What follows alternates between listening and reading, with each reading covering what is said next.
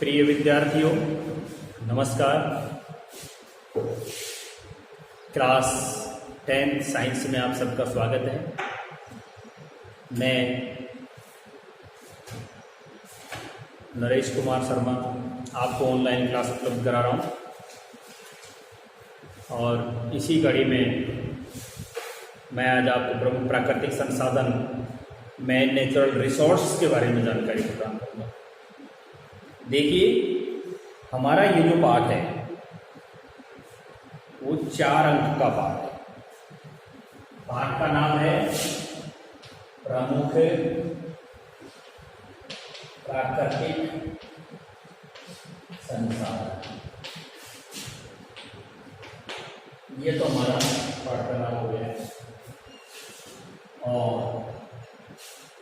इस पाठ को देखा जाए, मैन नेचुरल जो रिसोर्स हैं, ये 4 अंक का पाठ है।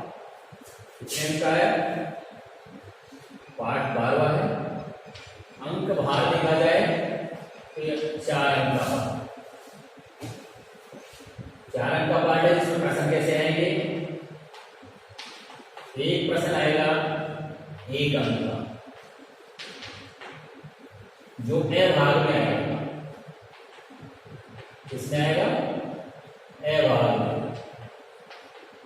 और एक प्रश्न आएगा 3 अंक का, जो 3 नंबर के प्रश्नों में आएगा। इस तरह से मिला करके और आपका ये 4 नंबर का पाठ। वर्तमान जो 19-20 की परीक्षा लगी थी, उस 19-20 की परीक्षा में भी 1 अंक का एक प्रश्न ए भाग में मौजूद था और 3 अंक का प्रश्न इसके वह भाग में मौजूद था। इस तरह से मिला करके और आपके 4 अंक का ये प्रमुख प्राकृतिक संसाधन वाला पाठ। अब मैं नेचुरल जो रिसोर्स हैं उसके बारे में आप जानकारी लें। सबसे पहली बात तो मैं आपको बताऊं कि प्रत्येक जो जीवधारी है वो अपने आसपास अनेक प्रकार के जीवधारी, अजैविक वातावरण अर्थात जो जीव जिनमें जीव नहीं पाए जाते, जैसे वायु है, प्रकाश है, भूमि है, जल है, तापमान है, इनसे घिरा हुआ है हमारे चारों तरफ का जो अजैविक वातावरण है। और ये जैविक और अजैविक कार्य के जीवधारियों का दोनों चीजें मिलाकर के विशिष्ट प्रकार का पर्यावरण बनाते हैं। मनुष्य ने अपने उद्गम काल से, जब से मनुष्य का उद्भव हुआ है ना, जब से मनुष्य का उद्भव हुआ है यानी प्रादुर्भाव हुआ है, उद्भव काल से ही प्रकृति से सामंजस्य बनाने का प्रयास किया है कि भाई कैसे तैसे करके हम प्रकृति में जीवित रहें। और प्रकृति उसी को जीवित रहने देती है जो प्रकृति पर विजय प्राप्त कर लेता है। इसलिए उसका अस्तित्व पूरी तरह से प्रकृति और प्रकृति के द्वारा जो प्राप्त संसाधन है उन पर ही निर्भर रहा है। मानव का जो संपूर्ण जीवन है, जीवित वस्तुओं का जो जीवन है, वो उसका अस्तित्व प्राकृतिक संसाधनों के द्वारा ही संभव है, अन्यथा नहीं, क्योंकि प्रकृति ही है। इसीलिए आदिकाल से मनुष्य प्रकृति का सम्मान करता है, प्रकृति को पूजता आया है। प्रकृति से जहां छेड़छाड़ होती है वहीं पर विनाश प्रारंभ हो जाता है। इसीलिए मनुष्य प्रारंभ से ही क्या करता है? प्रकृति को पूजता है। दुर्भाग्यवश पिछले कुछ वर्षों में मानव ने प्रकृति का अविवेकपूर्ण दोहन किया है, बिना बुद्धि के उपयोग किया है, जिसके कारण दुष्परिणाम हमारे सामने आए हैं। प्राकृतिक आपदाएं जैसे बाढ़ है, सूखा है, भूस्खलन है, महामारियां हैं, भूकंप है, सुनामी है। इस प्रकार के जो प्राकृतिक प्रभाव हैं, प्राकृतिक जो आपदाएं हैं, वो हमारे सामने आती हैं। किंतु प्राचीन भारतीय संस्कृति में झांकने पर हमें ज्ञात होता है कि हमारे वैदिक काल में ऋषि मुनियों ने प्रकृति को अत्यधिक महत्व दिया और आज हम प्रकृति की ओर से अपना मुंह फेर रहे हैं। केवल हम हमारे सुलभ साधनों की ओर ध्यान दे रहे हैं।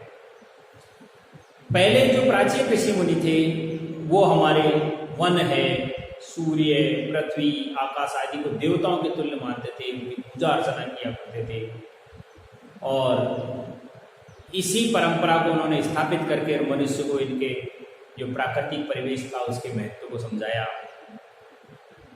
यहाँ हमें भी इस बात का ध्यान रखना है कि जो प्रकृति के प्रमुख संसाधन हैं, जो प्रकृति प्रदत्त हैं, उनको देवतुल्य ही माने, उनकी पूजा अर्चना करें, उनका सम्मान करें, उनकी सुरक्षा करें, उन्हें बचाएं, तो ही प्रकृति बच पाएगी। प्रकृति बचेगी तो मनुष्य भी बचेगा। अब मैं आपको यहाँ पर कुछ परिभाषाएं हैं, वो परिभाषाएं मैं आपको लिखवाना चाहूँगा। सबसे पहले है कि जैव संसाधन किसे कहते हैं, बायो रिसोर्स क्या है, जैव संसाधन की परिभाषा।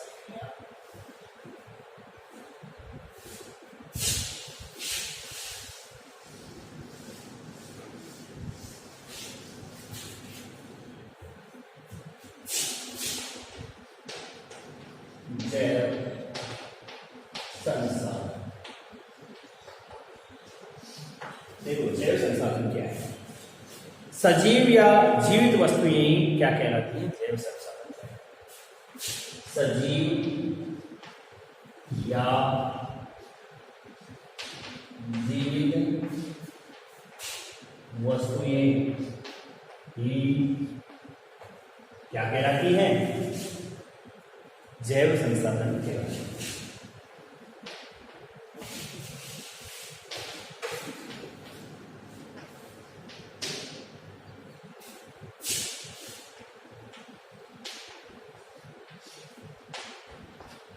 इसे कहेंगे जैव संसाधन। सजीव या जीवित वस्तुएं ही क्या कहलाती हैं, जैव संसाधन कहलाती हैं। अब आपके सामने एक प्रश्न बन गया, सजीव किसे कहेंगे। मैं आपको जानकारी के लिए बता दूं, सजीव अर्थात जिसमें जीव पाया जाता हो उसे हम क्या कहते हैं, सजीव। सजीव अपने समान संतान उत्पन्न करने का गुण रखता है, अर्थात सजीव में जनन पाया जाता है। सजीव में उद्दीपन के प्रति अनुक्रिया पाई जाती है, सजीव में वृद्धि पाई जाती है, सजीव में गति पाई जाती है, सजीव में अपने ताप दाब दर्द आदि का अनुभव करने की क्षमता के लिए तंत्रिकाएं होती हैं, अर्थात जो इमोशन से जुड़ा हुआ हो सजीव होता है। सजीव में हम देखते हैं कि कुछ लक्षण स्पष्ट रूप से हमें दिखाई दे जाते हैं। मूवमेंट करता हुआ, वृद्धि करता हुआ, उत्सर्जन करता हुआ, उद्दीपन के प्रति अनुक्रिया करता हुआ, जनन करता हुआ दिखाई दे जाता है। प्रकृति में जो भी वस्तुएं हमें परिलक्षित हो रही हैं, दिखाई दे रही हैं जीवित, वो सब जनन का ही परिणाम है, जो सजीवों का एक अत्यावश्यक गुण है। इसी के कारण वर्तमान में जो संतति है पृथ्वी पर हमें दिखाई देती है, तो ये कहलाता है जैव संसाधन। दूसरा परिभाषा में आप लिखेंगे, नवीकरणीय स्रोत किसे कहते हैं, नवीकरणीय स्रोत। नवीकरणीय स्रोत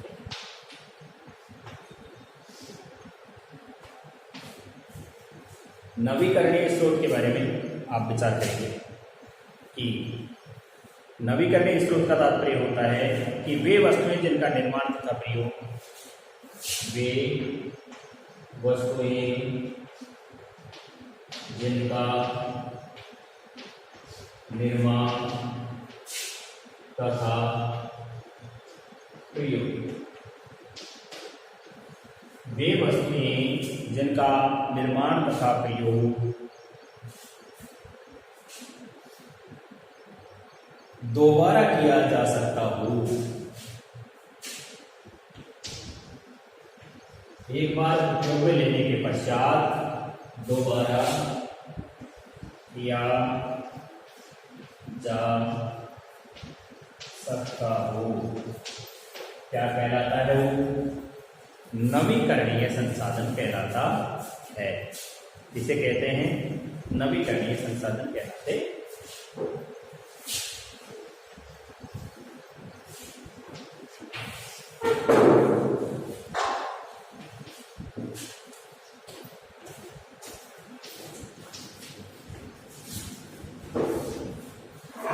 नवीकरणीय संसाधन किसे कहते हैं? नवीकरणीय संसाधन से तात्पर्य यह है कि ऐसे संसाधन जिनका उपयोग में लेने के बाद या प्रयोग करने के बाद में दोबारा से क्या किया जा सके, निर्माण भी किया जा सके और प्रयोग भी किया जा सके, क्या कहलाते हैं? नवीकरणीय संसाधन कहलाते हैं। और अनवीकरणीय स्रोत का मतलब क्या होता है? इसी से बिल्कुल दूसरी दूसरी परिभाषा लिख देंगे हम, अनवीकरणीय स्रोत।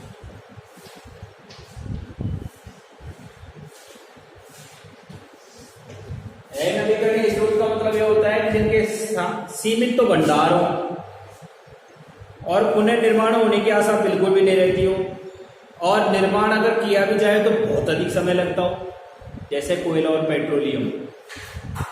ये अनवीकरणीय स्रोत है। कैसे स्रोत है ये? कोयला और पेट्रोलियम अनवीकरणीय स्रोत है। क्यों? क्योंकि इनको पढ़ने में लाखों करोड़ों साल लग जाती है। आपने पहले भी देखा होगा कि प्रकृति में कोयले का निर्माण कैसे हुआ, कि लाखों करोड़ों साल पहले पृथ्वी की उथल पुथल के कारण बहुत सारे जंगलों के जंगल किसमें दबते चले गए? पृथ्वी की परतों में दबते चले गए। पृथ्वी की ताप और दाब के प्रभाव के कारण वो सब किसमें, बिना धुएं के भूमि के तापमान से ही जल करके किसके रूप में कन्वर्ट हो गए? कोयले के रूप में जल कन्वर्ट हो गए। अग्नेय और शादी कायांतर चट्टानों के बीच में दब गई, दब करके किसके रूप में बदल गए? वो कोयले के रूप में बदल गए। तो बनने में लाखों करोड़ों साल का समय लगा।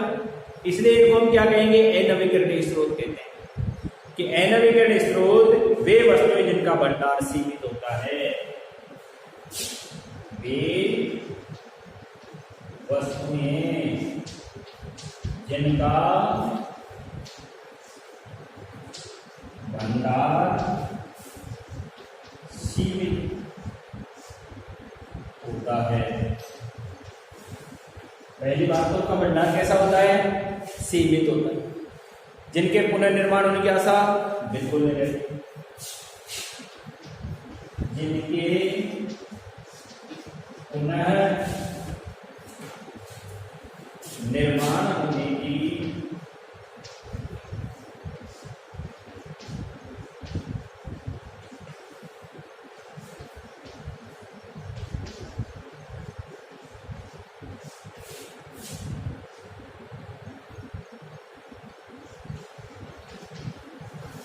बिल्कुल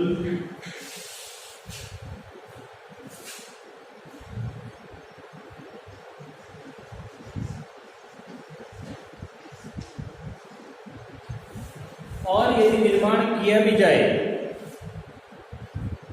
और यदि निर्माण होने में बहुत अधिक समय तथा निर्माण होने में भी बहुत अधिक समय लगता है, क्या कहलाते हैं? अनवीकरणीय स्रोत कहलाते हैं। अनवीकरणीय।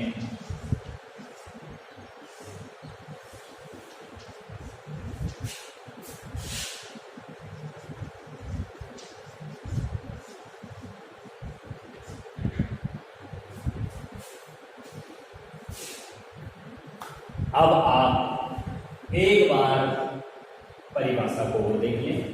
मैंने आपको बताया था इसमें से 2 प्रश्न पूछे जाएंगे। मैं लिख देता हूं, एक अंक का पूछा जाएगा, एक 3 अंक का पूछा जाएगा। इस तरह से पाठ 4 अंक का। कितने अंक का है? 4 अंक का। एक प्रश्न जवाब में से पूछा जाएगा, एक प्रश्न जवाब में से पूछा जाएगा। इस तरह से मिलाकर के इस पाठ के कितने अंक हैं? 4 अंक का पाठ है। बात में से 1 नंबर का प्रश्न पूछा जाएगा और वह बात के लिए 3 नंबर का प्रश्न पूछा जाएगा। इस तरह से मैं नेचुरल रिसोर्स नाम का पाठ है, चैप्टर 12वां, प्रमुख प्राकृतिक संसाधन वाला 4 का पाठ है। और इसकी परिभाषा मैं आपको लिखवा रहा हूँ। परिभाषा में मैंने आपको बताया है कि जैव संसाधन किसे कहेंगे, यानी सजीव या जीवित वस्तुएं क्या कहलाती है, जैव संसाधन कहलाती है। नवीकरणीय स्रोत किसे कहेंगे, कि वे वस्तुएं जिनका निर्माण तथा प्रयोग दोबारा किया जा सकता हो क्या कहलाते हैं, नवीकरणीय संसाधन कहलाते हैं। जैसे जल, वायु, सूर्य का प्रकाश, ये सब क्या है, नवीकरणीय स्रोत।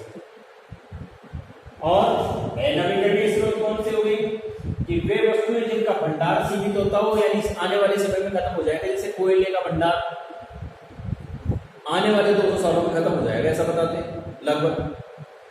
पेट्रोल का भंडार आने वाले 40 सालों में खत्म हो जाएगा, ऐसा बताते हैं। तो ये इनके भंडार एक तो क्या हो गए, सीमित हो गए।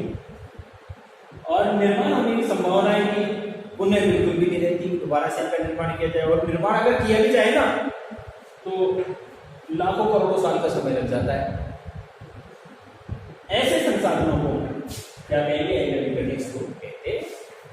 यहां तक की बात मैं आपको बता चुका। अब आप आ जाइए, इस पाठ से संबंधित थोड़ा सा एक नोट कर लेंगे हम।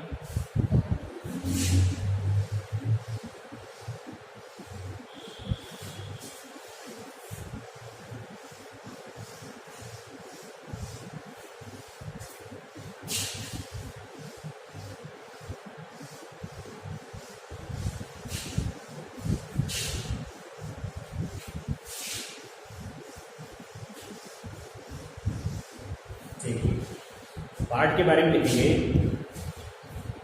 कि प्रत्येक जीवधारी जीवित और निर्जीव, अजैविक और जैविक दोनों प्रकार के वातावरण में मिलकर के रहता है।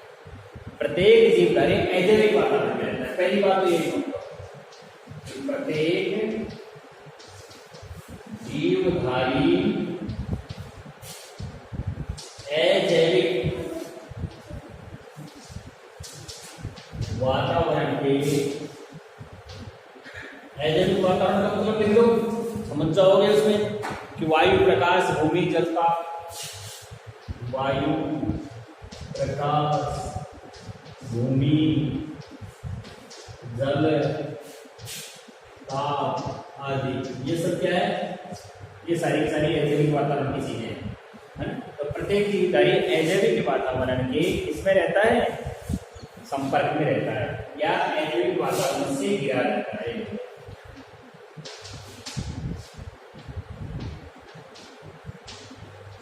एक बात हो गई हमारी, प्रत्येक जीवधारी किससे घिरा रहता है, अजैविक वातावरण से घिरा रहता है। ये अजैविक और जैविक कार्य की जीवधारियों का विशिष्ट पर्यावरण बनाते हैं। दूसरी बात में लिखोगे कि जैविक तथा अजैविक मिलकर के, जैविक और अजैविक आपस में मिलकर के जीवधारियों के लिए कारक मिलकर जीवधारियों के लिए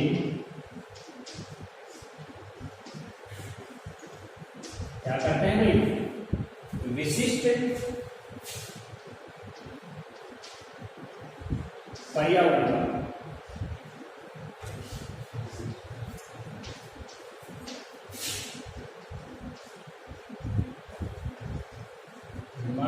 यानी अजैविक घटक और जैविक घटक दोनों मिलकर के किसका निर्माण कर देते हैं, पर्यावरण का निर्माण कर देते हैं।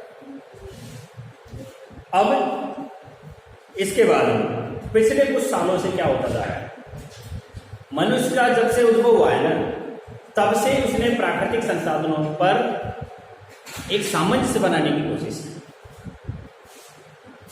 यानी देखें हम, मनुष्य के उद्गम काल से, कब से, जब से मनुष्य का क्या हुआ है, उद्गम हुआ है। तो मनुष्य अपने उद्गम काल से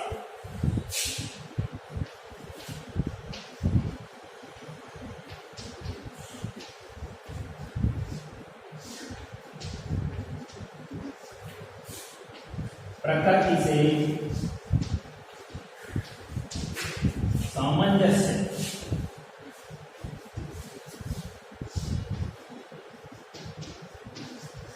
बनाने का क्या करता रहता है? प्रयास करता रहता है।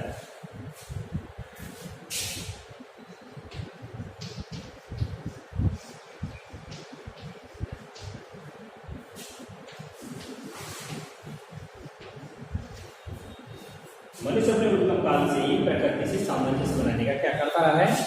प्रयास करता रहा है। क्यों? क्योंकि उसका पूरा जीवन ही किस पर निर्भर है? प्राकृतिक संसाधनों पर निर्भर है। प्रकृति के संसाधनों पर मनुष्य का संपूर्ण जीवन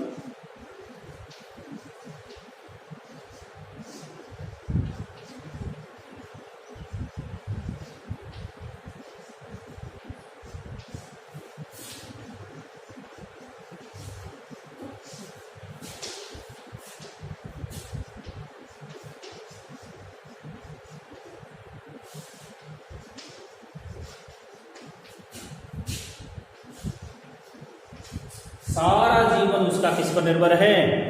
प्राकृतिक संसाधनों पर ही निर्भर है। लेकिन पिछले कुछ सालों से क्या हो रहा है? प्रकृति के अंधाधुंध दोहन की प्रवृत्ति बढ़ती जा रही है। क्या होती जा रही है? प्रकृति के अंधाधुंध दोहन की प्रवृत्ति बढ़ती जा रही है। जिसका परिणाम क्या हुआ है?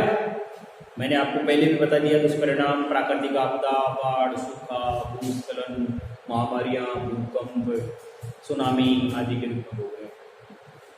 प्राचीन हमारे जो भारतीय ऋषि मुनि थे वो यही कहते थे कि भाई प्रकृति को पूजना चाहिए, प्रकृति देवतुल्य है। तो उन्होंने खुद ने पूजा अर्चना करके, जैसे पीपल के पेड़ में शिव का वास बताया, प्रकृति को मत छेड़ो, है ना। उसी प्रकार से सूर्य को जल चढ़ाना बताया। पूरी तरह से संस्कृति और सभ्यताओं वाले विचार प्रस्तुत किए ताकि हमारी प्रकृति के साथ क्या न हो, मेल न हो। तो यहाँ तक की बात आपने शायद नोट कर ली होगी।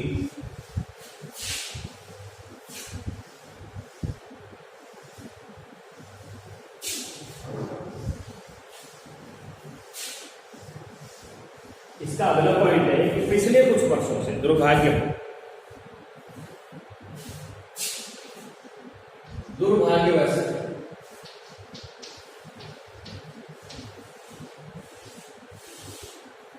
पिछले कुछ वर्षों से प्रकृति के अंधाधुंध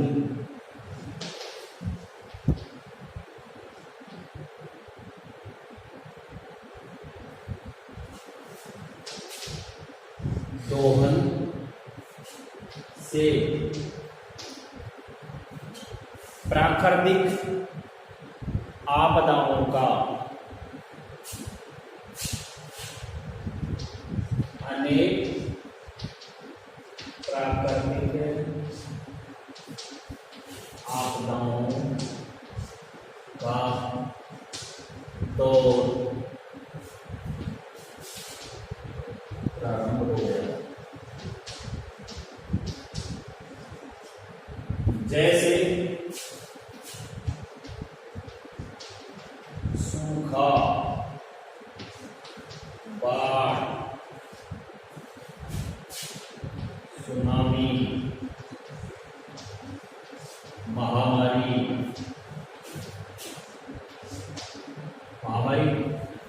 में तो कौन सी? कोरोना को लिख लो। सबसे खतरनाक यही चल रहा है, भूस्खलन, भूकंप।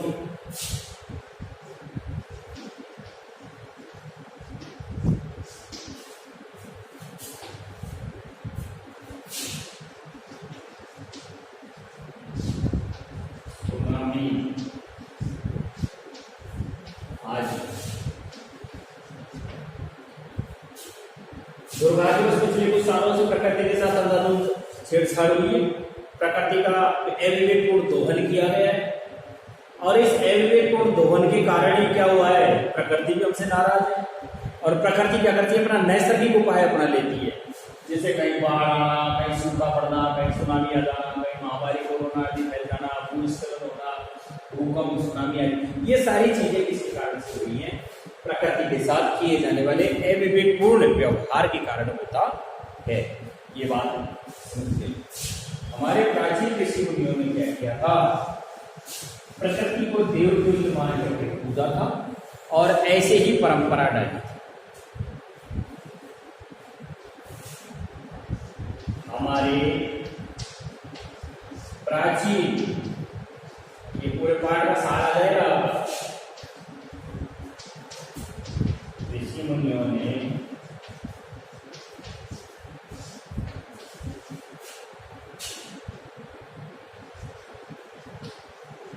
प्रकृति को देवतुल्य मानकर, देवतुल्य माना और मान करके क्या किया, उसको पूजा।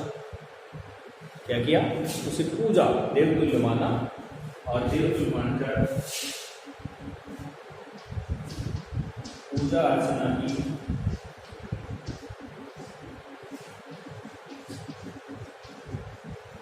परंपरा प्रारंभ की।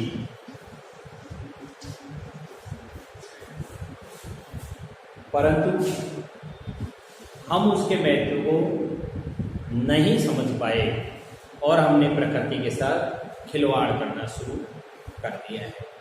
उसी का परिणाम है कि वर्तमान में हम अनेक प्रकार के संकटों से क्या कर रहे हैं, जूझ रहे हैं। अब आप प्राकृतिक संसाधन का तात्पर्य समझिए। हमारा नई परिभाषा आ गई, मनुष्य की प्रत्यक्ष और अप्रत्यक्ष रूप से काम में आने वाली हर वस्तु क्या कहलाती है, प्राकृतिक संसाधन कहलाती है। पाठ है प्राकृतिक संसाधन, तो हम सबसे पहले प्राकृतिक संसाधन की परिभाषा क्या लिखेंगे, प्राकृतिक संसाधन। प्राकृतिक संसाधन का तात्पर्य पॉइंट डाल दो, प्राकृतिक संसाधन का तात्पर्य। प्रश्न आपसे पूछा जा सकता है, प्राकृतिक संसाधन का तात्पर्य है कि मनुष्य के प्रत्यक्ष या अप्रत्यक्ष रूप में उपयोग में आने वाली हर वस्तु संसाधन कहलाती है।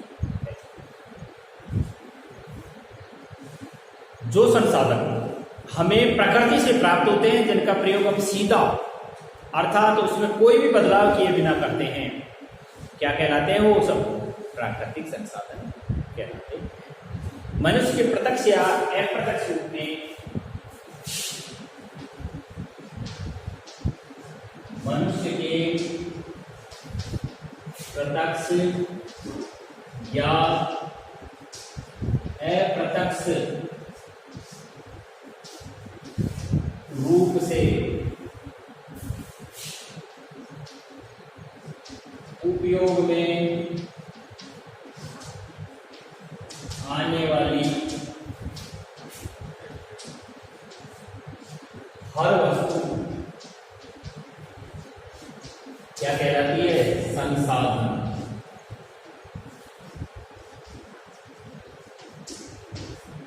पहली बात तो क्या हो गई कि संसाधन किसे कहते हैं, संसाधन किसे कहेंगे, साधन से मतलब समझो, साधन। भाई कई बार आपने कहते हुए सुना होगा, बहुत से व्यक्ति कहते हैं भाई किस साधन से आए हुआ, अर्थात जिसकी सहायता के द्वारा मनुष्य अपना कोई कार्य करे, वो क्या कहलाता है, साधन कहलाता है। प्रत्यक्ष रूप से या अप्रत्यक्ष रूप से उपयोग में आए, उसे हम क्या कहेंगे, संसाधन कहते हैं। तो मनुष्य के प्रत्यक्ष रूप में, प्रत्यक्ष का मतलब आत्मा देखे हुए रूप में, या अप्रत्यक्ष रूप में जो हमें आत्मा से दिखाई नहीं दे रहा, फिर भी हम उसका उपयोग कर रहे हैं। जैसे हवा, हवा हमको आंखों से दिखाई नहीं देगी, केवल महसूस कर सकते हैं उसको।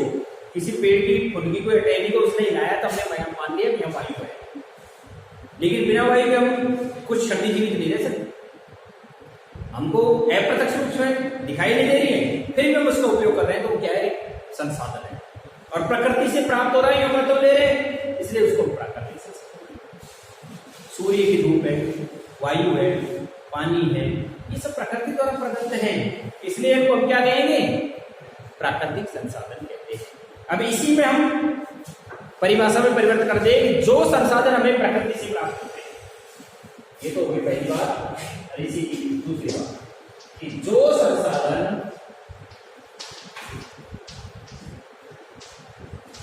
हमें प्रकृति से प्राप्त होते हैं, इससे मिलते हैं, एक तो प्रकृति से प्राप्त होते हैं, तथा जिनका प्रयोग हम सीधा तथा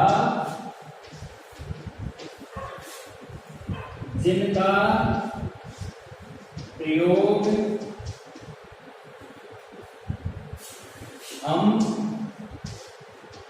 सीधा ही यानी बिना कोई बदलाव किए, बिना कोई क्या किए बदलाव किया, अर्थात उसमें कोई भी बदलाव किए अपना करते हैं, अर्थात बिना किसी प्रकार का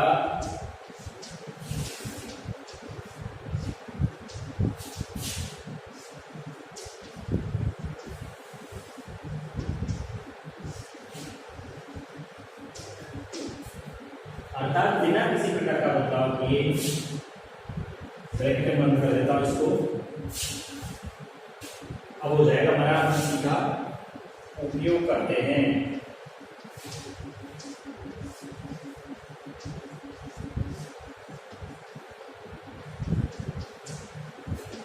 प्राकृतिक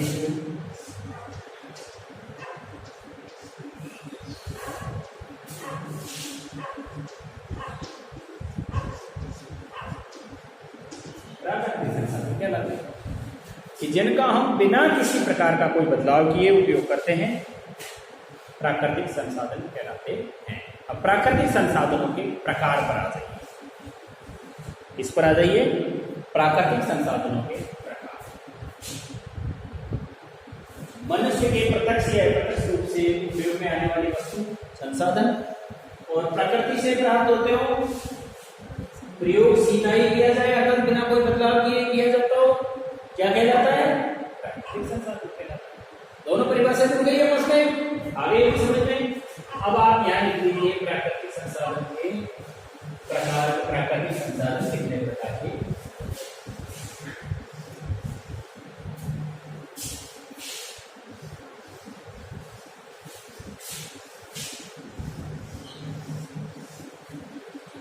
प्राकृतिक संसाधनों के प्रकार।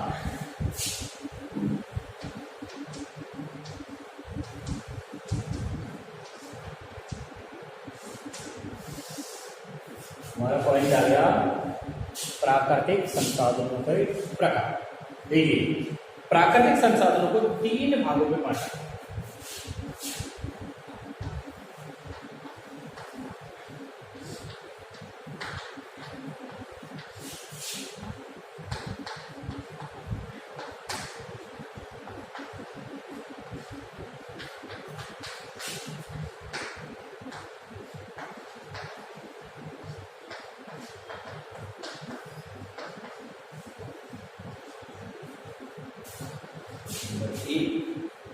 कौन से प्राकृतिक संसाधन? सबसे पहले विकास एवं प्रयोग के आधार पर, सबसे पहला तो कौन सा है? विकास एवं प्रयोग के आधार पर। नंबर 1 पहला तो हो गया क्या? विकास एवं प्रयोग के आधार पर। दूसरा है उद्गम या उत्पत्ति के आधार पर। उद्गम या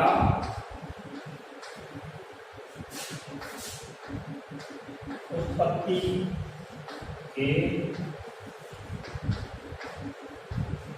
आधार पर। और तीसरा होता है भंडारण और वितरण के आधार पर। और नंबर 3 होता है भंडारण या वितरण के आधार पर। अब आपके सामने प्रश्न स्पष्ट हो गया है। आपसे पूछा जाए कि प्राकृतिक संसाधन कितने प्रकार के होते हैं? तो हम कहेंगे कि प्राकृतिक संसाधन 3 प्रकार के होते हैं। कौन कौन से? नंबर 1 विकास और प्रयोग के आधार पर, नंबर दूसरा होता है उद्गम या उत्पत्ति के आधार पर, और नंबर 3 होता है भंडारण या वितरण करने के आधार पर। 3 प्रकार के हो गए। ये आपका एक प्रश्न बनता है। अब मैं विकास के आधार पर प्राकृतिक संसाधन को 2 भागों में या 2 स्तरों में बांटा गया है। कौन कौन सा? पहले नंबर विकास और प्रयोग के आधार पर इस पॉइंट को लेते हैं। इस पॉइंट का बटा हुआ रूप है कि विकास के आधार पर प्राकृतिक संसाधनों को 2 स्तरों में बांटा जा सकता है। पहला पॉइंट,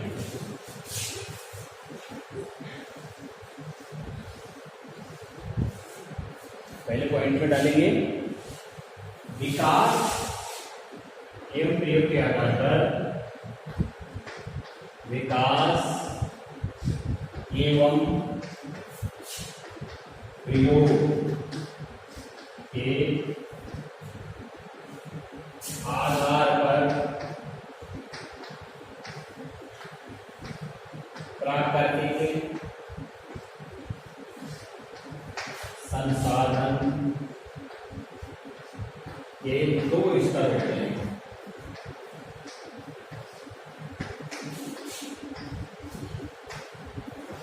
और कौन से स्तर होते हैं? तो पहला होता है वास्तविक संसाधन और दूसरा होता है संभाव्य संसाधन। नंबर 1 वास्तविक संसाधन और नंबर 2 होता है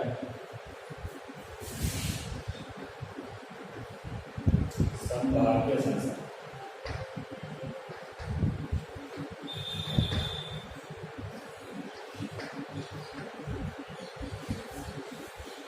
विकास एवं प्रयोग के आधार पर कितने प्रकार में बांटा गया है? 2 प्रकार में बांटा गया है। कौन कौन से? वास्तविक संसाधन और दूसरा है संभाव्य संसाधन। तो सबसे पहले आप देखेंगे वास्तविक संसाधन क्या है। दिया होगा आपने, अब आप इसे देखिए। वास्तविक संसाधन की परिभाषा, वास्तविक संसाधन की परिभाषा में आ गया कि वे संसाधन क्या वस्तुएं, वे संसाधन या वस्तुएं, कौन सी? कि वे संसाधन या वस्तुएं जिनका प्रयोग हम हर समय कर रहे हैं, जिनका प्रयोग हम हर समय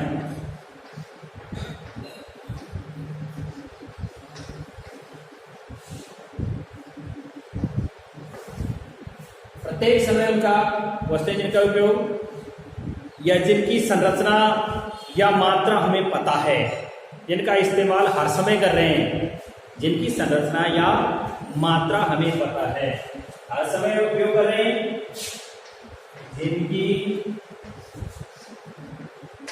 संरचना या मात्रा का हमें पता है,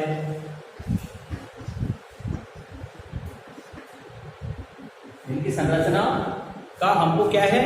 पता है, हर समय उनका उपयोग करें, वे वस्तुएं वास्तविक संसाधन कहलाती हैं। वे वस्तुएं वास्तविक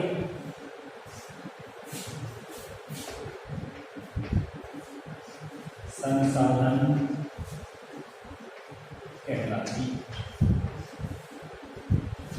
जिनकी मात्रा का हमको पता हो, जिनका उपयोग हम हर समय कर रहे हैं, वास्तविक संसाधन कहलाती है। जैसे जर्मनी में कोयले की मात्रा, पश्चिमी एशिया में खनिज तेल की मात्रा, महाराष्ट्र में काली मिट्टी की मात्रा, उदाहरण एग्जाम्पल। जैसे एशिया में एशिया के बाद जर्मनी का एक उदाहरण, चलो जर्मनी में कोयले की मात्रा नहीं, एशिया की जगह एशिया महाद्वीप को छोड़ दो, एशिया की जगह जर्मनी, तो जर्मनी में कोयले की मात्रा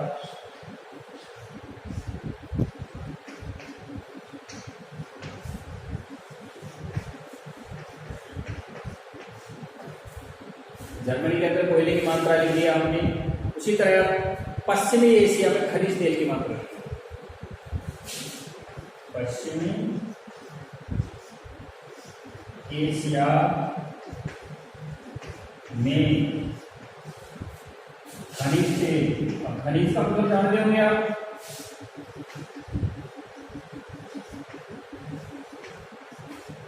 खनिज तेल का मतलब जानते हो, खनिज का मतलब तो खनन कार्य करके निकाला जाता है, भूमि में खुदाई करके निकाला जाता है ना, ऐसे तेल को खनिज तेल कहते हैं। खनिज तेल में क्या आ गया, पेट्रोलियम आता है, पेट्रोलियम को खनिज खनन कार्य करके भूमि में ड्रिल करके निकालते हैं, फिर उसके बाद उसका क्या करते हैं, फिर उसका प्रभाजी आसवन करते हैं। प्रभाजी आसवन करते हैं तो अलग अलग तापमान पर क्या होता है, पेट्रोल, डीजल, मोम, पैराफिन, ईथर, बेंजीन, मिट्टी का तेल, केरोसिन, डामर वगैरह वगैरह सारी चीजें इसी एक ही पेट्रोलियम पदार्थ से निकलती है, और उसी पेट्रोलियम पदार्थ को क्या नाम दिया गया है, खनिज तेल का नाम दिया गया है।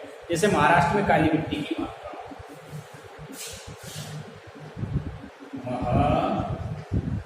महाराष्ट्र में काली मिट्टी की मात्रा।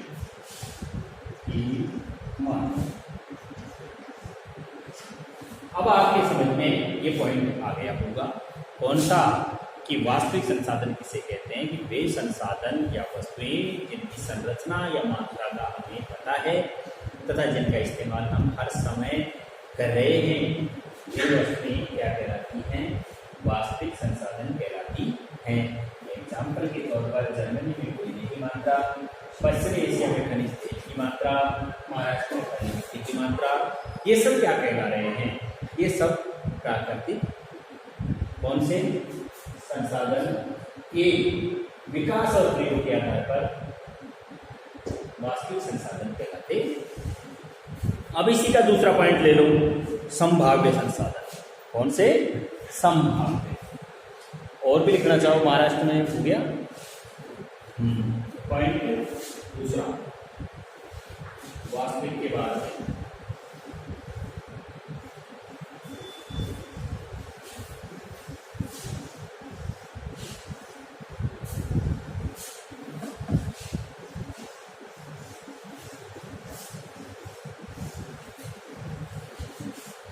दूसरा ले लीजिए, दूसरे में लिख देंगे हम संभाव्य संसाधन।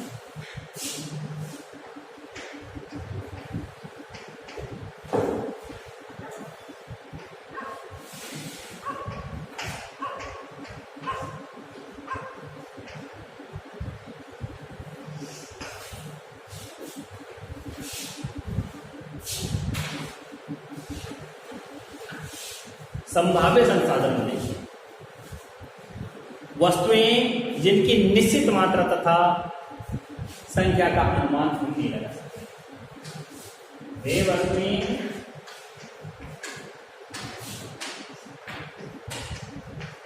जिनकी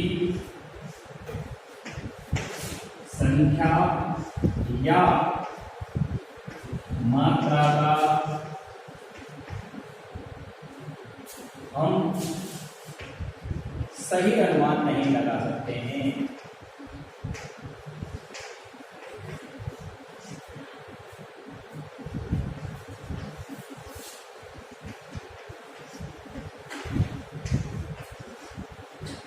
कि वे वस्तुएं जिनकी संख्या या मात्रा का निश्चित रूप से हम अनुमान नहीं लगा सकते, जिनका प्रयोग हम इस समय नहीं कर रहे हैं, जिनका प्रयोग हम इस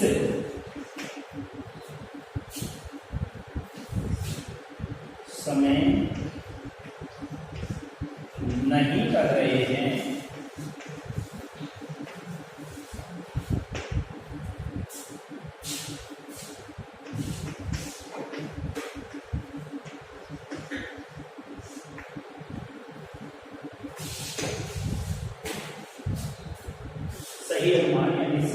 मात्रा का निश्चित अनुमान नहीं लगा सकते या सही अनुमान नहीं लगा सकते। बात वही है, ये चीज अभी नहीं कर रहे हैं वर्तमान में उसका उपयोग, और हम कब करेंगे उनका उपयोग, आगे आने वाले समय में कर सकते हैं।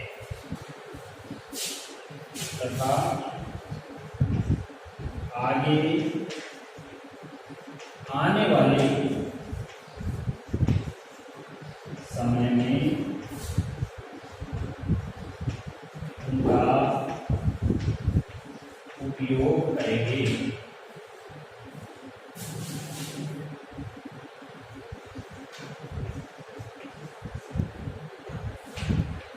क्या कहलाते हैं वो, संभाव्य संसाधन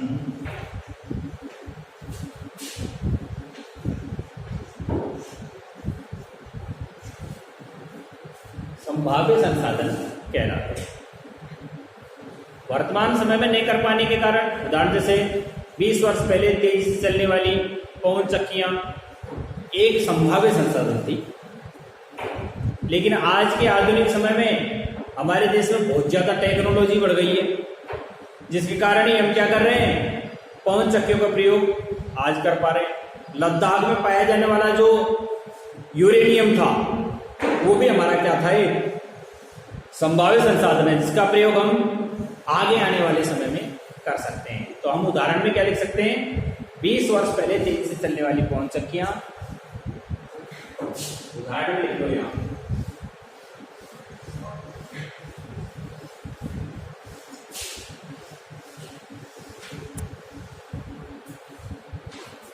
एग्जाम्पल नंबर 1,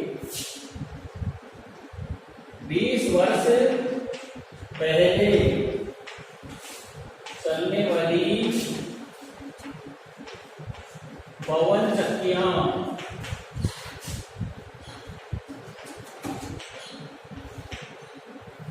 एक संभाव्य संसाधन थी। 20 वर्ष पहले चलने वाली जो पवन चक्कियां थी, क्या थी वो, एक संभाव्य संसाधन थी। आधुनिक युग में टेक्नोलॉजी के कारण वर्तमान प्रयोग पर, वर्तमान में तकनीकी प्रयोगों के कारण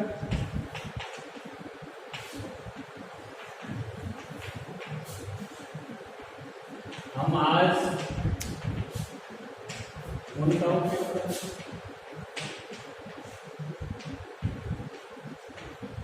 दूसरा, लद्दाख में पाए जाने वाला यूरेनियम,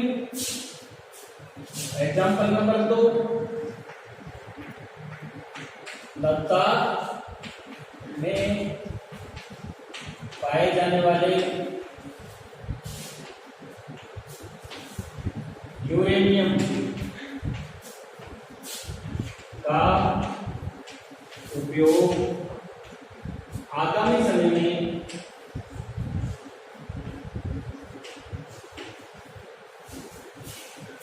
कर सकते हैं। यही क्या हो गया, संभाव्य संसाधन। क्या हो गया ये, संभाव्य संसाधन, जिसका प्रयोग हम आगे आने वाले समय में कर सकते हैं। आज के लिए इतना ही। कल आपको उद्गम उत्पत्ति के आधार पर प्राकृतिक संसाधन बताऊंगा, भंडारण और वितरण के आधार पर बताऊंगा, प्राकृतिक संसाधनों का प्रबंधन बताऊंगा, नवीकरणीय बताऊंगा। आज के लिए इतना ही काफी है। धन्यवाद।